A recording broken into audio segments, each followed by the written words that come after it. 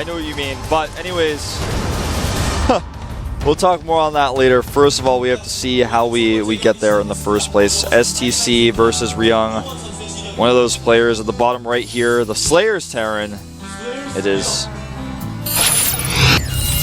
Slayer's Ryung. Right now we have the Terran player for Slayers at the bottom, and of course the top starts his opponent, the STC in blue. A Terran player that was not able to take down Life. Here we have him. Quantic TheStC.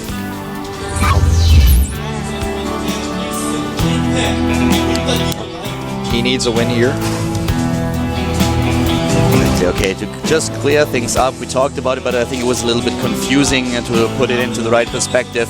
If Ryung takes this game, he advances to Code S, and then Oz has a chance if he wins against Life. If Oz wins against Life, with Ryung winning against Oz, with Ryung winning against the STC here, we have a three-way tie between Life, Oz, and the STC.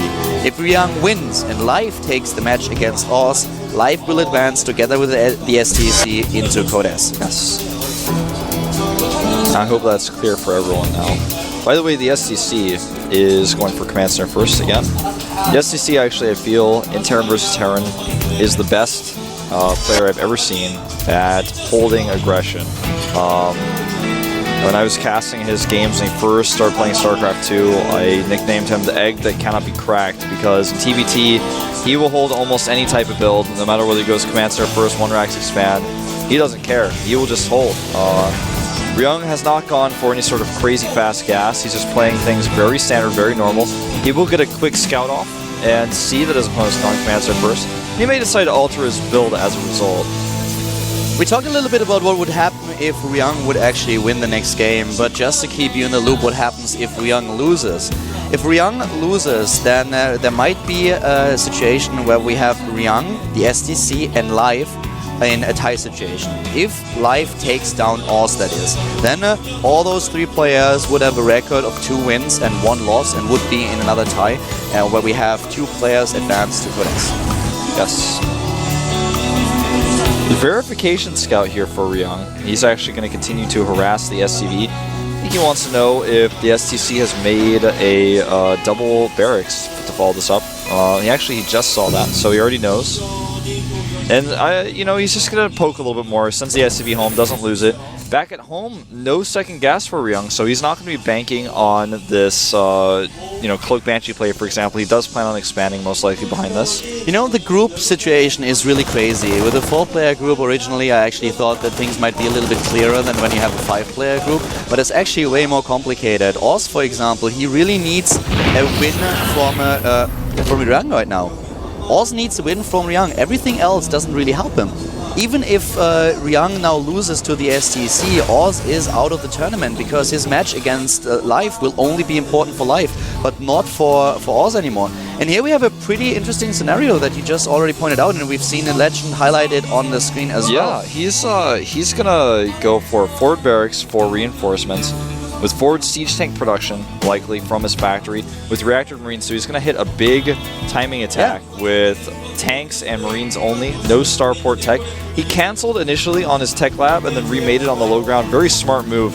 Initially he was like, well, I'm just going to rally them out. I mainly was like, wait a minute, that's so stupid. Why would I do that when I could actually just rally them on the low ground and save so much time? That is a pretty cool play here by Ryung, and you can really see that he wants it. He wants the win right now. He is eager to get into Code S out of his own strength. Yeah, and it's likely going to be the case with the STC taking a very risky third base here. Holding this is going to be virtually impossible. I don't care if he's the STC or not. I'm really surprised that Ryung has not lifted that barracks onto the low ground, though, that he's put forward on the left side, because that marine is not going to be...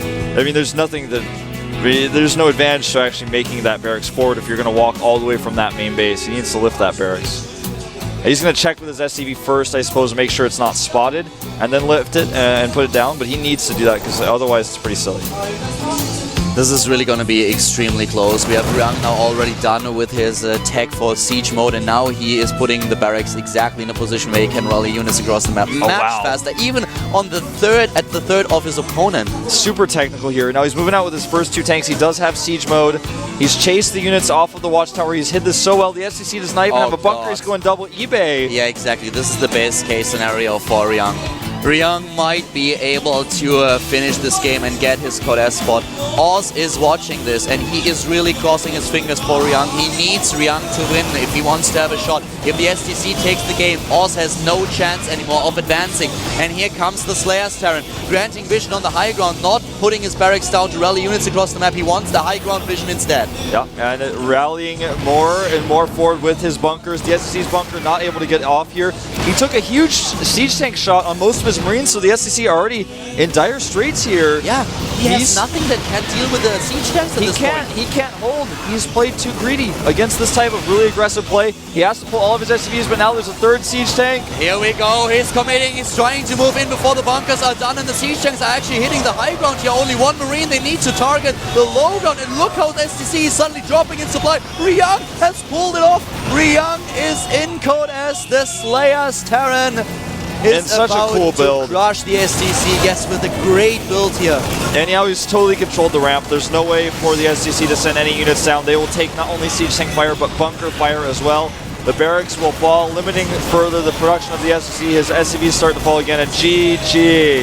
GG, there we go. We have our first Code S player. It is a Terran advancing out of this group. Ryung, defeating every single player in his group, is advancing. And now we have one match left. If not for a tiebreaker situation, we have Live up against Oz. And if Live takes it, if Live is able to win here, then he's the one player who will advance together with Ryung. If Live, on the other hand, is losing to Oz, then suddenly we have a tiebreaker between Live, Oz, and the STC. And Oz must be so happy right now. He still has a shot. He needed Live to take down the SCV, and he needed Ryung to take down the same player, the SC as well, in order to have a chance of advancing, and he still has a shot here. He can win the next game and then force at least a tiebreaker. And yeah, and it's cool that now things are finally in his hands, because he has to win this game if he wants that tiebreaker. But it's no longer, you know, he had a few times where he had to wait and kind of hope for the best, but now he's sitting in the booth, ready, knowing that everything is in his hands. He has to beat Life, but he has to beat Life on a big map. It's going to be Atlantis Spaceship, and I wonder what sort of strategy we're going to see. Life has shown in the past he's not afraid to go for a fast Nidus network with slow wings. I mean, he has done all sorts of crazy fast layer plays. We've seen him with crazy strategies indeed, and he's a player who has all these builds prepared, but he's also really, really good in the late game, and that's something that is very scary. If you have a player that has all these options to choose from, what do you expect? You have to scout so carefully, and Oz is really in, well, I don't want to say in trouble, but he is now in a position where he can, as you already pointed out, he has his fate in his own hands. Yeah. But he has to play very careful and approach this matchup very seriously if he wants to have a shot.